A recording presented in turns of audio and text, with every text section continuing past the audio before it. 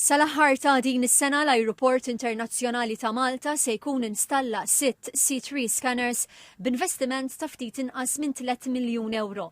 Permezz tagħhom il-passiġġieri mhux se jkollhom aktar bżonn joħorġu l-likwidi u l-apparat elettroniku bħal laptops u tablets mill-hand luggage waqt il-kontrolli ta' sigurtà fl-ajruport qabel ma jaqbdu t-titjira. Dawn l-scanners jagħtu stampa aktar ċara ta' xi jkun hemm ġewwa l-basktijiet u l-bagalji li l-passiġġieri tellgħu magħhom fuq l-ajruplan. Dan hekk kif tiġi ġenerata stampa 3D tal-kontenut kollu tagħhom u jiġu identifikati oġġetti li jistgħu jkunu ta' theddid. Sissa fiż-żona ta' sigurtà tal-Ajruport Internazzjonali ta' Malta hemm installat l-ewwel scanner ta' dan it-tip li beda jintuża f'Ġunju li għadda. Dawn it-tip ta' scanners qed jiġu installati wkoll f'għadd ta' ajruporti oħra fl-Unjoni Ewropea u r-Renju Unit. Minnhom jistgħu jgħaddu wkoll kontenituri u fliexken b'aktar minn 100 millilitru ta' likwidi, gels u sprays.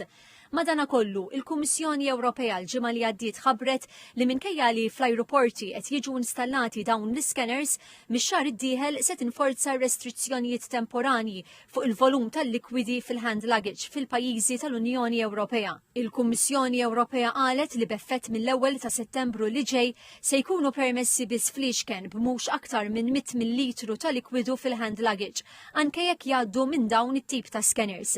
Il-Kummissjoni għamlet ċara li din hija miżura prekawzjonali li tindirizza kwistjoni teknika u li ma teħdiġ minħabba xi teddida ġdida fuq is-sigurtà tal-passiġġieri.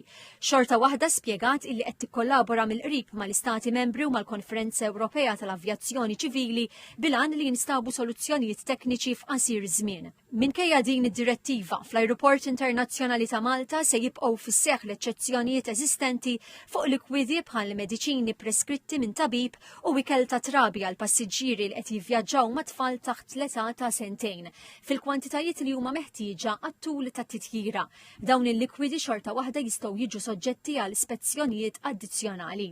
Ir-restrizzjonijiet fuq il-likwidi ġew introdotti fl-Unjoni Ewropea fl-2006 wara li r-Renju Unit identifikat tentattiv ta' attakk terroristiku permezz ta' splussivi magħmulin id-dar fl-ajruport ta' Heathrow.